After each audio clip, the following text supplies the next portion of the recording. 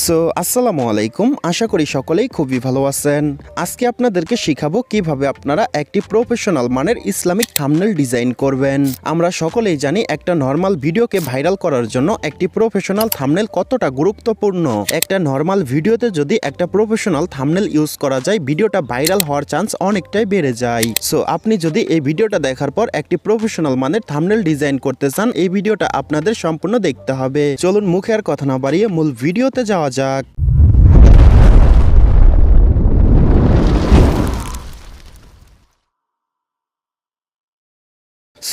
চলুন দেখে নেই কিভাবে আমরা একটি প্রফেশনাল মানের ইসলামিক থাম্বনেল ডিজাইন করব।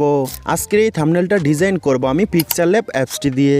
আর থাম্বনেলটা ডিজাইন করার সময় যা যা প্রয়োজন হবে সমস্ত কিছু লিঙ্ক আমি এই ভিডিওর ডিসক্রিপশন বক্সে অ্যান্ড আমার টেলিগ্রাম চ্যানেলে দিয়ে রাখবো, আপনারা চাইলে সেখান থেকে ডাউনলোড করে নিতে পারেন। চলুন দেখে নেই কিভাবে আমরা ইসলামিক থাম্বনেলটি ডিজাইন করব। থাম্বনেলটি ডিজাইন করার জন্য ফার্স্ট অফ অল আমরা পিকচারল্যাব অ্যাপসে একটা ক্লিক করব। আমি একটা ক্লিক করলাম। পিকচারল্যাবে আসার পর এখানে নিউ টেক্সট দেখতে পারবো, এটা আমরা ডিলিট করে দিব। ডিলিট করে নেওয়ার পর ফার্স্ট অফ অল আমরা থাম্বনেল সাইজ সিলেক্ট করব। থাম্বনেল সাইজ সিলেক্ট করার জন্য এখানে 3 ডট দেখতে পারবো, এখানে একটা ক্লিক করব। এখানে ক্লিক করার পর এই যে এখানে ইমেজ সাইজ দেখতে পারবো, এখানে একটা ক্লিক করব। এখানে ক্লিক করার পর এই যে এখানে কাস্টম দেখতে পারবো, এখানে একটা ক্লিক করব। কাস্টমে ক্লিক করার পর এই যে এখানে দেখতে পারতাছি ইউটিউব থাম্বনেল, এর উপরে একটা ক্লিক করব। আমি একটা ক্লিক করলাম। ক্লিক করার পর ওকেতে একটা ক্লিক করব। ওকেতে ক্লিক করার সাথে সাথে দেখতে পারতেছেন সাইজটি অ্যাড হয়ে গেছে। থাম্বনেল সাইজটি করে নেওয়ার পর এখন আমরা এই থাম্বনেলে যে ব্যাকগ্রাউন্ডটি অ্যাড করতে চাচ্ছি সেই ব্যাকগ্রাউন্ডটা এখানে ইনপুট করতে হবে। ব্যাকগ্রাউন্ডটা ইনপুট করার জন্য এই যে এখানে একটা ক্লিক করব। এখানে ক্লিক করার পর এই যে এখানে আমরা ফ্রম গ্যালারি দেখতে পারবো, এখানে একটা ক্লিক করব।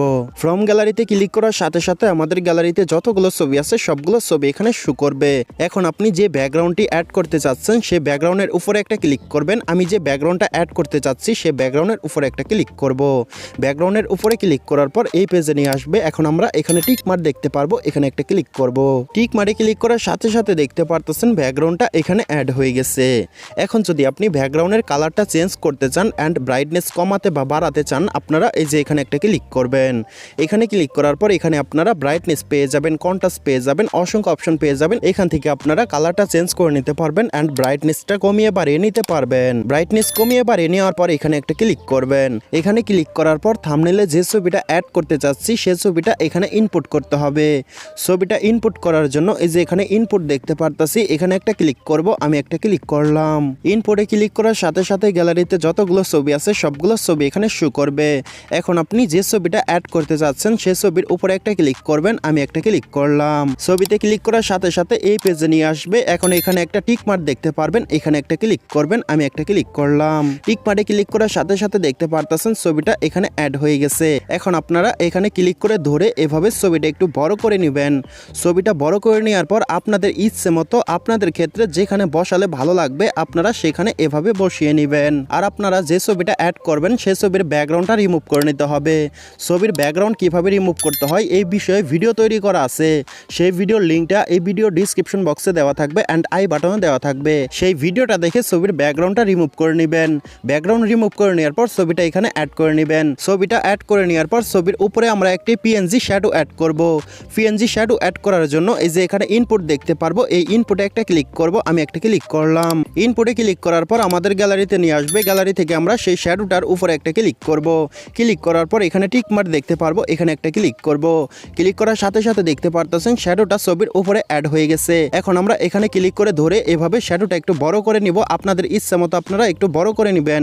বড় করে নেওয়ার পর নিচের দিকে আপনারা অসংখ্য অপশন দেখতে পারবেন, একটু এই দিকে চলে আসবেন। এই দিকে নিয়ে আসার পর এই যে এখানে কালার দেখতে পারতেছেন, এই কালারে একটা ক্লিক করবেন। কালারে ক্লিক করার পর এই অপশনটা আপনারা এনেবল করে দিবেন। এনেবল করার সাথে সাথে দেখতে পারতেছেন শ্যাডোর কালারটা রেড কালার হয়ে গেছে।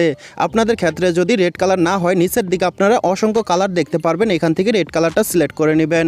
সিলেক্ট করে নেওয়ার পর টিক মার্কে ক্লিক করে বেরিয়ে আসবেন। বেরিয়ে আসার পর শ্যাডোর উপরে একটা ক্লিক করবেন। ক্লিক করে নেওয়ার পর আপনারা শ্যাডোটা এই যে এভাবে বসিয়ে নেবেন। দেখতে পারতেছেন আমি হালকা একটু শ্যাডো ছবির উপরে বসিয়ে নিয়েছি। আপনাদের ক্ষেত্রে যেভাবে ভালো লাগবে আপনারা সেভাবে বসিয়ে নেবেন। শ্যাডোটা অ্যাড করে নেওয়ার পর থাম্বনেলের এখানে নাম ডিজাইন করব। নাম কিভাবে ডিজাইন করবেন আপনাদেরকে দেখিয়ে দিতেছি। নামটা ডিজাইন করার জন্য এই যে এখানে এ দেখতে পারবেন, এ একটা ক্লিক করবেন। এ ক্লিক করার পর এখানে টেক্সট দেখতে পারবেন, টেক্সটে একটা ক্লিক করবেন। টেক্সটে ক্লিক করার সাথে সাথে এই যে এখানে দেখতে পারতেছেন নিউ টেক্সট, এই নিউ টেক্সটের উপরে ডাবল ক্লিক করবেন। ডাবল ক্লিক করার পর কিবোর্ডটা ওপেন হয়ে যাবে। এখন আপনি এখান থেকে নিউ টেক্সটটা কেটে দিবেন। নিউ টেক্সটটা কেটে দেওয়ার পর আপনার থাম্বনেলে আপনি কি নামটা লিখতে চাচ্ছেন আপনি সে নামটা এখানে লিখে দিবেন। আমি এই থাম্বনেলে লিখতে চাচ্ছি রহমতের দিন আসছে। যেটাই লিখবো আমরা সেটাই 2 লেয়ার করে লিখবো। প্রথমে আমি 1 লেয়ারে লিখে দিব রহমতের। প্রথম লেয়ারে আমি শুধু রহমতের লিখে দিলাম। লেখার পর ওকেতে একটা ক্লিক করব। ওকেতে ক্লিক করার পর দেখতে পারতেছেন নামটা এখানে অ্যাড হয়ে গেছে। এখন আপনি নামটা এভাবে একটু বড় করে নেবেন। বড় করে নেওয়ার পর এই নামটিতে আমরা ফন্ট অ্যাড করে নামটি স্টাইল করব। স্টাইল করার জন্য নিচের দিকে অসংখ্য অপশন দেখতে পারবো, একটু এইদিকে নিয়ে আসবো। এইদিকে নিয়ে আসার পর এই যে এখানে ফন্ট দেখতে পারতাছি, এই ফন্টে একটা ক্লিক করব। আমি একটা ক্লিক করলাম। ফন্ট অপশনে ক্লিক করার সাথে সাথে এখানে আপনারা অসংখ্য ফন্ট দেখতে পারবেন। এখন আমরা এই যে এখানে মাই ফন্ট দেখতে পারতাছি, এখানে একটা ক্লিক করব। এখানে ক্লিক করার সাথে সাথে এখানে আমরা অসংখ্য ফন্ট দেখতে পারবো। এখান থেকে আমরা আমাদের ইচ্ছা মতো যে কোনো একটা ফন্টে ক্লিক করব। আমি আমার ইচ্ছা মতো যে কোনো একটা ফন্টে ক্লিক করলাম। ক্লিক করার পর এখানে ওকে দেখতে পারবো, ওকেতে একটা ক্লিক করব। ওকেতে ক্লিক করার সাথে সাথে দেখতে পারতেছেন নামটা স্টাইল হয়ে গেছে। এখন আপনি এভাবে নামটা একটু বড় করে নেবেন। প্রথম নামের লেয়ারটা এখানে অ্যাড করে নেওয়ার পর এখন আমরা সেম প্রসেসে দ্বিতীয় লেয়ারটা অ্যাড করব। দ্বিতীয় লেয়ারটা অ্যাড করার জন্য টেক্সটে একটা ক্লিক করব। টেক্সটে ক্লিক করার পর নিউ টেক্সটে ডাবল ক্লিক করব। তারপর এখান থেকে নিউ টেক্সট ডিলিট করে দিব। ডিলিট করে নেওয়ার পর দ্বিতীয় লেয়ারে যে নামটা লিখতে চাচ্ছি সে নামটা এখানে লিখে দিব। লিখে নেওয়ার পর সেম ভাবে ওকেতে একটা ক্লিক করব। ওকেতে ক্লিক করার পর এখানে নিয়ে আসা এভাবে একটু জুম করে নিব। জুম করে নেওয়ার পর আবার আমরা ফন্টে ক্লিক করব। আমি এখান থেকে ফন্টে একটা ক্লিক করলাম। ফন্টে ক্লিক করার পর মাই ফন্টে একটা ক্লিক করব। মাই ফন্টে ক্লিক করার পর এখান থেকে আমরা আমাদের ইচ্ছা মতো আরেকটা ফন্টের উপরে ক্লিক করব। আমি একটা ফন্টের উপরে ক্লিক করলাম।